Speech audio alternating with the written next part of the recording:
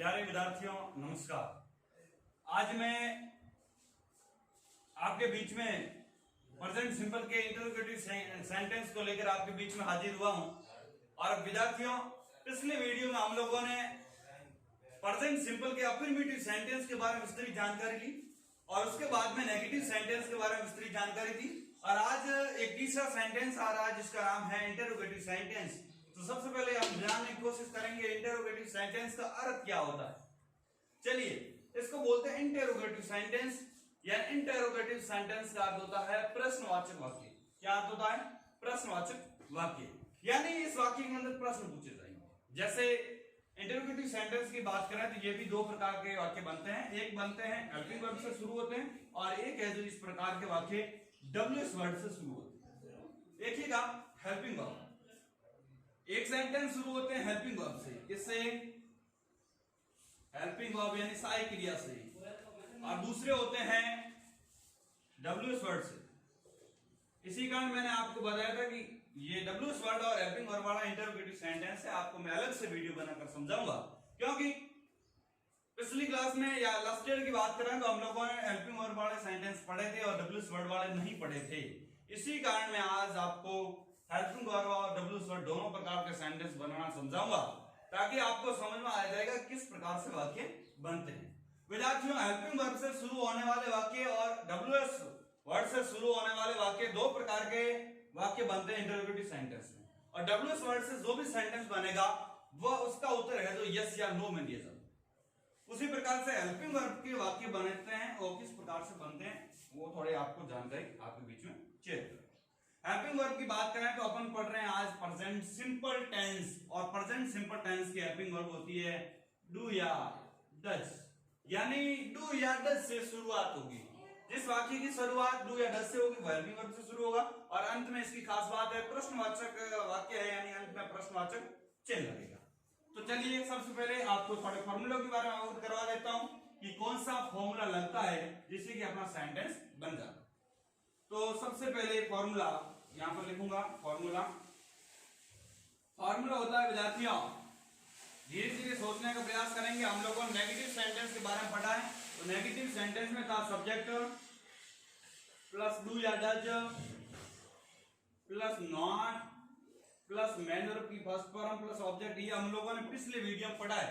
आप देखिए, कुछ नहीं करना है, आपको नॉर्मल दिमाग लगाना है कि ये हेल्पिंग वर्ब को आगे लाना है और नॉट इसमें नहीं लगाना है, क्योंकि हम लोग इंटरोगेटिव सेंटेंस पढ़ रहे हैं, ओनली प्रश्नवाचक वाक्य ही पढ़ रहे हैं, प्रश्नवाचक नकारात्मक वाक्य नहीं पढ़ रहे। तो आराम से सोचिए, इस नॉट को नहीं लगाना है, हेल्पिंग वर्ब को आगे ले आना है। तो सबसे पहले क्या करेंगे, हेल्पिंग वर्ब है आपका डू या डज, उसको सबसे आगे ले आएंगे और उसके बाद लगा देंगे, कुछ नहीं है हेल्पिंग वर्ब आगे ले आए, उसके बाद सेम का सेम सिस्टम चलना है। उसके बाद लगा देंगे सब्जेक्ट, और उसके बाद में विद्यार्थियों मेन वर्ब की फर्स्ट फॉर्म प्लस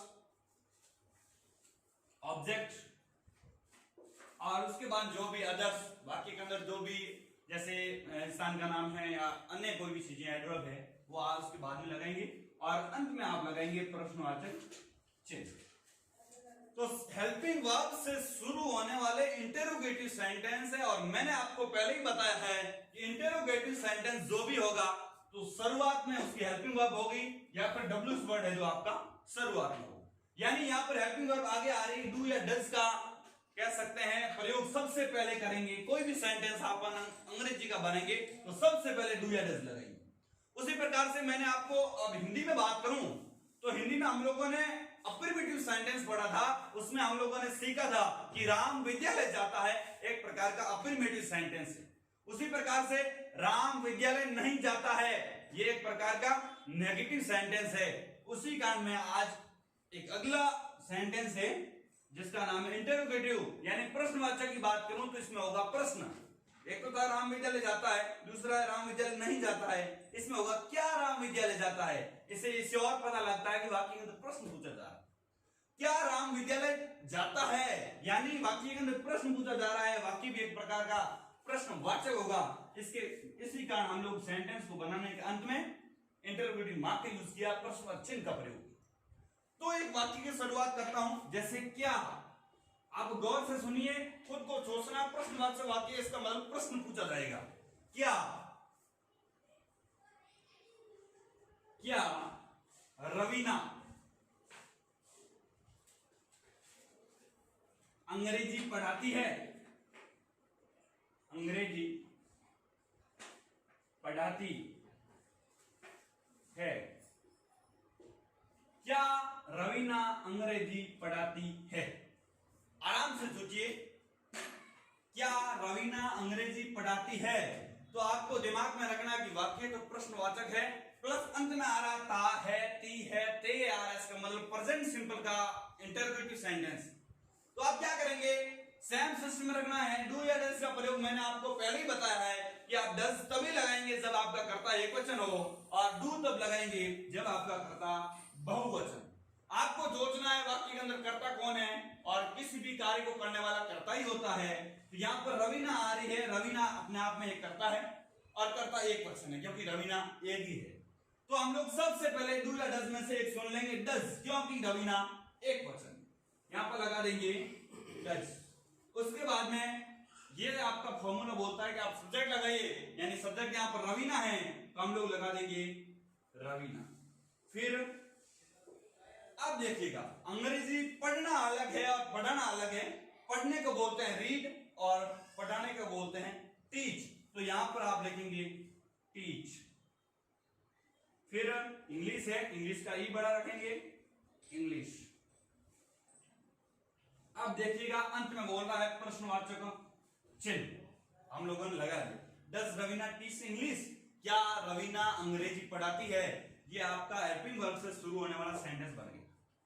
इसी कारण मैं एक और सेंटेंस आपका इसके बाबत बनाऊं ताकि आपका कंसेप्ट क्लियर हो जाए। चलिए दूसरा सेंटेंस, ये था एक क्वेश्चन का, एक बहुवचन का बना देते हैं। क्या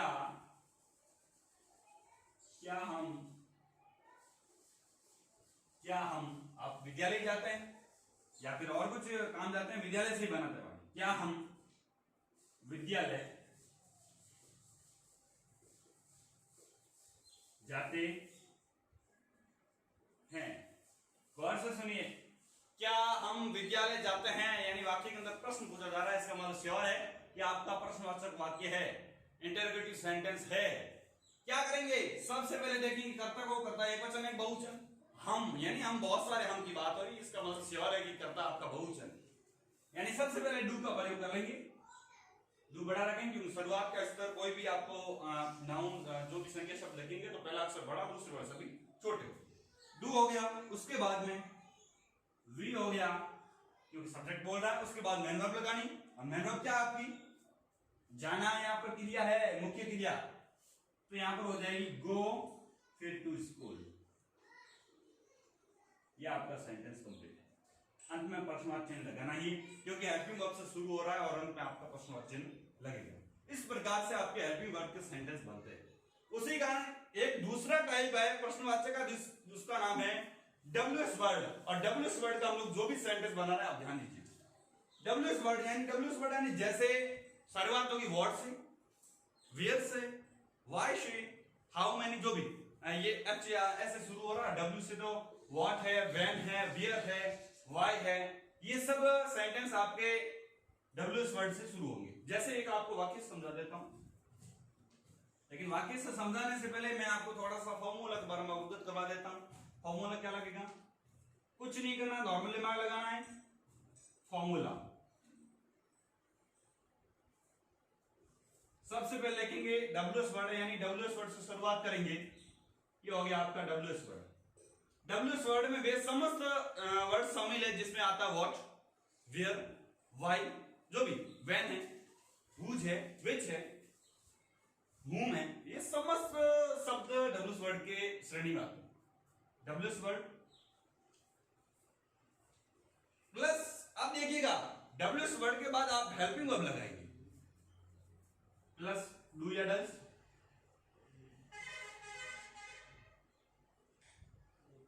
प्लस सब्जेक्ट, उसके बाद में सब्जेक्ट आएगा, ध्यान दीजिएगा, प्लस मैन वर्ब की फर्स्ट फॉर्म, प्लस ऑब्जेक्ट, और अंत में प्रश्नवाचक चिन्ह। एक वाक्य से शुरुआत करते हैं कि वाक्य किस प्रकार से बनता है। तो विद्यार्थियों, सबसे पहले तुम कब उठते हो, यह मैं वाक्य बोल रहा हूं, तुम कब उठते हो। इसके अंदर 100% श्योर एक डब्ल्यूएस वर्ड आएगा। कब को अंग्रेजी में क्या बोलते हैं, अभी यदि आपके दिमाग में है तो आप आराम से इस वाक्य को बना सकते। तुम कब उठते हो, या फिर तुम सुबह कब उठते हो। तुम ऐसे भी लिख सकता हूं, तुम सुबह कब उठते हो। ये मैंने वाक्य बनाया, ध्यान दीजिएगा। तुम सुबह कब उठते हो, इस वाक्य के अंदर कब आ रहा है, इसका मतलब कब का अंग्रेजी बनता है व्हेन। तो आपको डब्ल्यूएस वर्ड से शुरुआत करनी है। तो सबसे पहले लिखेंगे व्हेन, उसके बाद आपका फॉर्मूला बोलता है डू या डज में से एक सुनो। लेकिन डू या डज कब लगाएंगे, कर्ता के ऊपर देखकर लगाना पड़ेगा। तो यहां पर आ रहा है तुम, यू को हम लोग बहुवचन की श्रेणी में रखते हैं, और मैंने पिछले वीडियो में हम लोगों को आपको विस्तृत जानकारी बताई थी किस प्रकार से कैसे लगाना है। तो हम लगाएंगे डू, व्हेन डू, फिर यू, फिर अब देखिए ये फॉर्मूला बोलता है मैन वर्ब लगाओ। तो क्या करेंगे, गेट अप, बस when do you get up, सुबह यानी इन द मॉर्निंग। सीधा श्योर है, in the morning, in the morning. विद्यार्थियों, अंग्रेजी जैसा टॉपिक है, यदि सरल सब्जेक्ट नहीं हो सकता, यदि आप आराम से जो भी आपको समस्त चीजें, समस्त फॉर्मूले, समस्त जो भी आपको पढ़ाया जा रहा है उसको आप गौर से सुनेंगे, धीरे धीरे समझने का प्रयास करेंगे, तो आपका एक नंबर भी कोई नहीं काट सकता। इसमें आपको थोड़ा समझने की आवश्यकता है। डब्ल्यूएस वर्ड वाला यानी या तो वर्ड से शुरू होंगे, या वैन से शुरू होंगे, या वर्ड से शुरू होंगे, यानी इस प्रकार से डब्ल्यूएस वर्ड से शुरू होंगे। उसी प्रकार मैं एक वाक्य और बता देता हूं, उसके बाद में सेंटेंस के इंटरोगेटिव पोर्शन को कंप्लीट करना चाहूंगा। चलिए एक सेंटेंस और बना देता हूं, आपको इस फॉर्मूले को ध्यान देना नॉर्मल सा। और वैसे मैंने आपको ऑलरेडी बताया कि कोई भी सेंटेंस बनाते हो सबसे पहले सब्जेक्ट, उसके बाद वर्ब और उसके बाद ऑब्जेक्ट वाला सिस्टम चलता है। नेगेटिव है तो हेल्पिंग वर्ब बीच में आ सकती है, और इंटरोगेटिव हेल्पिंग वर्ब आगे आ सकती है, लेकिन सिस्टम तो, क्रम तो वही रहने वाला है। तो चलिएगा सबसे पहले तीसरा सेंटेंस एक और बना देते हैं, इसका और एक इसका बना देते हैं। चलिए हम का हो गया, रवीना का हो गया, अब हम बनाएंगे तीसरा। जैसे कोई भी वाक्य बना सकते हैं हम, रवीना, और अब बना लो मैं। क्या मैं, क्या मैं, क्या मैं निबंध लिखता हूं, निबंध लिखता हूं। ये मैंने वाक्य बनाया, यानी अंत में प्रश्नवाचक चिन्ह लगाना ही है। क्या मैं निबंध लिखता हूं। विद्यार्थियों, ता हूं आ रहा है, इसका मतलब प्रेजेंट सिंपल टेंस का सूचक है वाक्य, प्लस क्या आ रहा है, इसका मतलब इंटरोगेटिव सेंटेंस का वाक्य। गौर से सुनिए, क्या मैं निबंध लिखता हूं, इसके अंदर कौन, कब, कहां, ये समझ चीजें नहीं आ रही। इसे श्योर पता है कि यह आपका हेल्पिंग वर्ब से शुरू होने वाला वाक्य। अब देखिए, क्या मैं निबंध नहीं लिखता हूं, यानी सबसे पहले हम लोग लिखेंगे हेल्पिंग वर्ब, श्योर है। लेकिन हेल्पिंग वर्ब लिखेंगे, करता क्या था, करता मैं है, और आई इसको अंग्रेजी में बोलते हैं, और आई को प्रेजेंट टेंस में बहुवचन माना गया। ध्यान से सुनिए, पास्ट में जाएंगे तो उसका फिर और एक वचन मानेंगे, लेकिन आई को प्रेजेंट टेंस में बहुवचन माना गया। इसी कारण यहां पर हम लोग बहुवचन की जो हेल्पिंग वर्ब है वही यूज करेंगे। तो लगा दिया सबसे पहले डू, उसके बाद आई, फिर डू आई, फिर क्या लगाना है, हम लोगों ने ये लगा दिया, ये लगा दिया, उसके बाद मैन वर्ब की फर्स्ट फॉर्म लगानी है, यानी मैन वर्ब क्या है, लिखना, और लिखने को बोलते हैं राइट, WRIT। बस आगे ये क्या बोल रहा है, ऑब्जेक्ट लगाओ। ऑब्जेक्ट क्या है, निबंध लिखना है। क्या लिखता है वो, निबंध लिखता है, यानी डू आई राइट इजे, इजे यानी निबंध, और अंत में प्रश्नवाचक चिन्ह। ये आपका सेंटेंस एकदम क्लियर है। नॉर्मल सा दिमाग लगाइए, आपका वाक्य सही है। उसी प्रकार से एक और वाक्य बना देते हैं ताकि आप जो भी कंफ्यूजन है वो सब दूर हो जाए। वह क्या, वह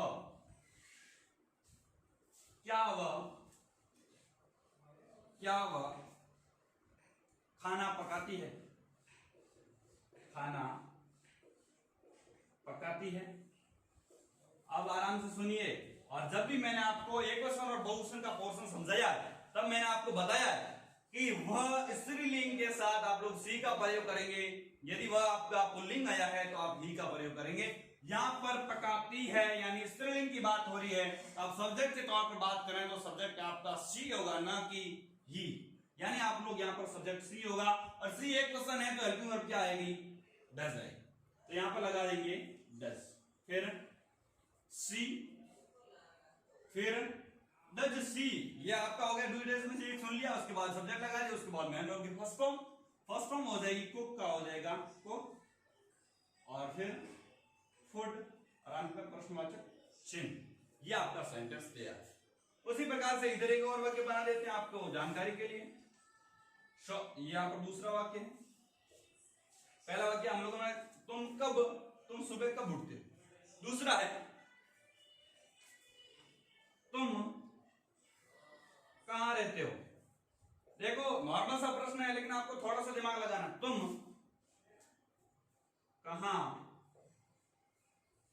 रहते हो, ये वाक्य है, यानी तुम कहां रहते हो, यानी कहां की बात हो रही, यानी डब्ल्यूएस वर्ड आएगा और वेयर आएगा, यानी हम लोगों ने लगा दिया वेयर, फिर तुम आया है, तुम की जगह मैं कर सकता हूं क्योंकि तुम वाला वाक्य हम लोग इधर बना दिया है, मैं लगा दूं यहां पर वह कहां रहता है ऐसा बना दो, वह कहां रहता है, क्योंकि मैंने तुम वाला वाक्य बना दिया, आपकी जानकारी लिए अच्छा बना। वेयर डज ही लिव, क्यों बनाया ऐसे भाई, क्योंकि डब्ल्यूएस वर्ड आएगा, उसके बाद हेल्पिंग वर्ब आएगी, उसके बाद में आपका सब्जेक्ट आएगा, उसके बाद में मेन वर्ब आएगी, इस प्रकार से वाक्य बन गया है। वेयर डज ही लिव, वह कहां रहता है, तो उसका जो सीधा प्रश्न पूछा जा रहा है यस या नो में इसका जो आंसर आएगा, जो भी कह सकते हैं कि वह है जो बाढ़ में रहता है, जोधपुर रहता है उसके पास। तो ये है जो आपका इंटरोगेटिव सेंटेंस के हेल्पिंग वर्ब से शुरू होने वाले और कह सकते हैं डब्ल्यूएस वर्ड से शुरू होने वाले सेंटेंस आपके कंप्लीट हो जाते हैं। अब एक अगले सेंटेंस की तरफ बात करना चाहूंगा जिसका नाम है इंट्रोनेगेटिव सेंटेंस। कुछ नहीं है, नॉर्मल सा दिमाग लगाना, क्योंकि मैं इधर नहीं मिटा रहा हूं, ऊपर मिटा रहा हूं ताकि आपकी जानकारी के लिए आपको इंट्रोनेगेटिव ज्यादा भारी ना लगे, इसकी वजह से आपको नॉर्मल सा समझाता हूं। कुछ नहीं करना है, ज्यादा कुछ सोचने की आवश्यकता नहीं है, धीरे धीरे यदि आप सोचते हैं तो एक नंबर ही आप तक नहीं काट सकते, कोई भी आपका वाक्य गलत नहीं हो सकता। तो सेंटेंस का नाम है इंटरोनेगेटिव। इंट्रोनेगेटिव है या इंटरोगेटिव प्लस नेगेटिव है, एक ही चीज है, interrogative plus negative sentence. Sentence है वाक्य, इंटरोगेटिव प्रश्नवाचक, नेगेटिव है नकारात्मक सेंटेंस, यानी इंटरोगेटिव प्लस नेगेटिव सेंटेंस है। तो आप लोगों को यही सेम सिस्टम रखना है कि एक तो हेल्पिंग वर्ब वाला होगा और एक डब्ल्यूएस वर्ड वाला होगा, सेम, लेकिन फॉर्मूले में क्या फर्क है, इधर वाले उधर वाले बता देते। यहां पर हो जाएगा आपका फॉर्मूला, गौर से सुनिए, यहां पर हम लोगों ने डू या डज लगाया है, सीधा यहां पर लगा दिए डू या डज, ज्यादा कोई फर्क नहीं है, नॉर्मल दिमाग लगाना। प्लस सब्जेक्ट लगाया है, सब्जेक्ट लगा दीजिए प्लस, यहां पर सब्जेक्ट के बाद नेगेटिव है, नॉट लगाना है, कुछ नहीं करना, क्या करना है, नॉट लगाना। आगे नॉट लगा दिया, उसके बाद में सीधा सेम का सेम लिख देना, मैनुअल भी फर्स्ट फॉर्म प्लस ऑब्जेक्ट और अंत में प्रश्नवाचक चिन्ह। देखिए कुछ ज्यादा इसमें परिवर्तन नहीं है, सेम का सेम सेंटेंस है, वही वाक्य है, लेकिन सब्जेक्ट के बाद यदि आप नॉट लगाते हैं, हेल्पिंग वर्ब से शुरू हो रहा सेंटेंस, लेकिन सब्जेक्ट के बाद यदि आप नॉट का प्रयोग करते हैं तो वह वाक्य आपका इंटरोनेगेटिव का होगा, और यदि आप सब्जेक्ट के बाद नॉट नहीं लगाते हैं तो वह वाक्य आपका इंटरोगेटिव का होगा। ये आपको सामने सीधा हो जाना आपके सामने दिख रहा है। चलिए इसके फॉर्मूले की बात कर लेते हैं, कोई ज्यादा डिफरेंस नहीं है, धीरे धीरे सोचने का प्रयास कीजिए। इसका फॉर्मूला वो देख लेते हैं।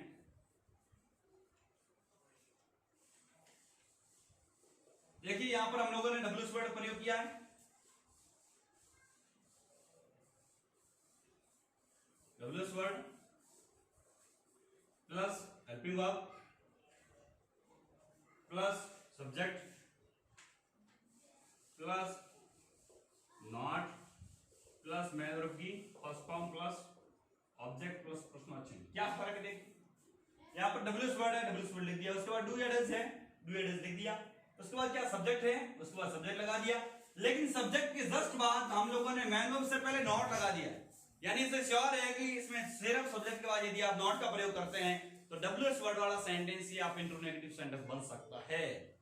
यदि आप नॉट का प्रयोग नहीं करते हैं तो आपका इंट्रोगेटिव सेंटेंस ही होगा प्लस डब्ल्यूएस वर्ड का सेंटेंस। चलिए एक एक वाक्य से शुरुआत कर देते हैं, तभी आपका कंसेप्ट तैयार हो जाए किस प्रकार से वाक्य बनते हैं। तो विद्यार्थियों ध्यान दीजिए। चलिए पहला वाक्य, इधर मैंने बोला था क्या रवीना अंग्रेजी पढ़ाती है, उसी प्रकार मैं ये बोल सकता हूं कि क्या रवीना अंग्रेजी नहीं पढ़ाती है, तो ही वाक्य अपन बना सकते हैं। इसी एक ऐसा ही बनाता ताकि आपको ज्यादा अच्छे से समझ आए। क्या रवीना अंग्रेजी नहीं पढ़ाती है, नहीं पढ़ाती है। गौर से सुनिए, क्या रवीना अंग्रेजी नहीं पढ़ाती है, यानी क्या से शुरू हो रहा है, अंत में ती आ रहा है, प्रेजेंट सिंपल टेंस का सेंटेंस है, इंटरोगेटिव सेंटेंस का है, प्लस नया नॉट का प्रयोग भी साथ में हो रहा है, नहीं का भी बोध हो रहा है। इससे श्योर पता लगता है कि वह वाक्य आपका इंट्रोनेगेटिव सेंटेंस ही होगा। चलिए, क्या रवीना अंग्रेजी नहीं पढ़ाती है, तो सबसे पहले हम लोग क्या करेंगे, डू या डज में से एक सुनेंगे और इसमें डज को सुनेंगे क्योंकि रवीना एक वचन है, तो हम लोगों ने लगा दिया डज। उसके बाद में आपका बोल रहा है सब्जेक्ट लगाइए, तो सब्जेक्ट लगा देंगे रवीना और डज और रवीना, उसके बाद आपका लगा देंगे नॉट, क्योंकि सेंटेंस आपका फॉर्मूला बोल रहा है कि नॉट का प्रयोग कीजिए। नॉट लगा दिया, उसके बाद मैन वर्ब लगाइए, मैन वर्ब आपकी बोल रही है टीच, तो टीच का टीच लिख दीजिएगा और उसके बाद इंग्लिश का इंग्लिश लिख दीजिएगा और अंत में आपका प्रश्नवाचक वाक्य। इस वाक्य और इस वाक्य में सिर्फ इतना ही फर्क है कि ये यहाँ पर सब्जेक्ट के बाद में नॉट का प्रयोग हुआ है, यहाँ पर सब्जेक्ट के बाद में नॉट का प्रयोग नहीं हुआ है, क्योंकि ये आपका वाक्य इंटरोगेटिव सेंटेंस है और ये आपका वाक्य इंट्रोनेगेटिव सेंटेंस है, तभी ये इतना ही फर्क है, ज्यादा फर्क नहीं है। उसी प्रकार से इंट्रोनेगेटिव सेंटेंस का एक मैं और वाक्य बना देता हूं डब्ल्यूएस वर्ड का। जैसे मैं कोई भी वाक्य बना सकता हूं डब्ल्यूएस वर्ड का। यहां पर है तुम सुबह कब उठते हो, तो मैं वाक्य ये बोल सकता हूं कि इंट्रोनेगेटिव, तुम धूम्रपान क्यों नहीं करते हो, तुम धूम्रपान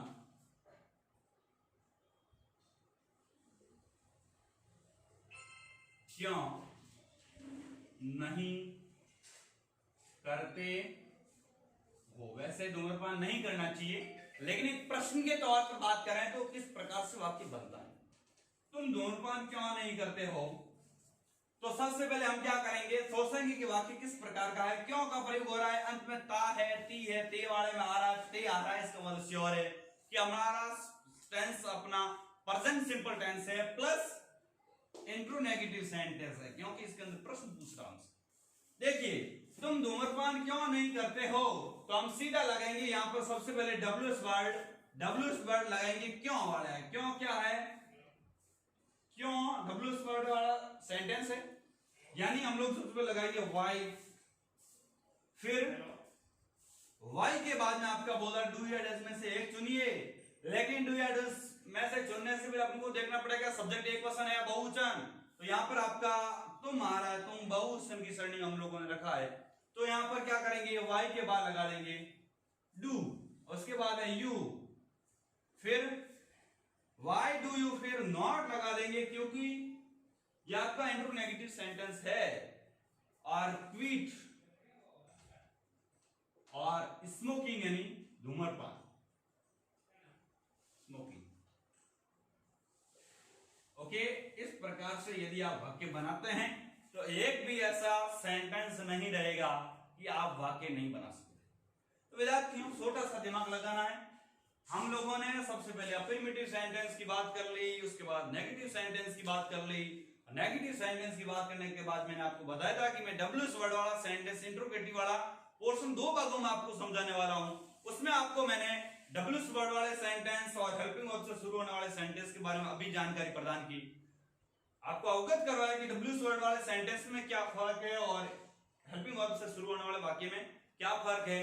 आज की क्लास को मैं यहीं क्लोज करता हूं, लेकिन विद्यार्थियों जो भी आपको मैं वाक्य दे रहा हूं उसको आपको धीरे धीरे बनाना है और सही बनाना है, सटीक बनाना है, क्योंकि आप यदि थोड़े थोड़े वाक्य जो भी आपको मिलेंगे वो आप सही तरीके से बनेंगे और अच्छे से याद करेंगे तो इंग्लिश का ऐसा कोई टॉपिक नहीं रहेगा कि आपको समझ में नहीं आएगा। तो विद्यार्थियों शुक्रिया, आज की क्लास को यहीं क्लोज करता हूं। हमेशा पढ़ते रहिए, हंसते रहिए, मुस्कुराते रहिए। बहुत बहुत शुक्रिया।